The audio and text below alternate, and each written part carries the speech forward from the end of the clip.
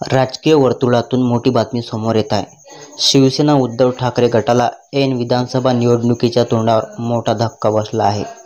बीड जिल्ह्यात शिवसेना ठाकरे गटाला मोठं खिंडार पडलं आहे.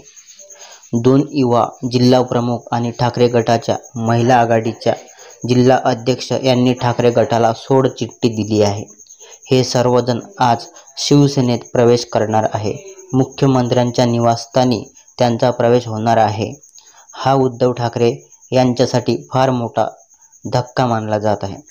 शिवसेना युवा जिल्हाप्रमुख रविराज बढे, शिवसेना युवा जिल्हाप्रमुख गजानन कदम आणि शिवसेना ठाकरे गटाच्या महिला आघाडीच्या अध्यक्षा संगीता चौहान यांनी उद्धव ठाकरे गटाला सोडचिठ्ठी देत शिवसेनेत प्रवेश करण्याचा निर्णय घेतला आहे.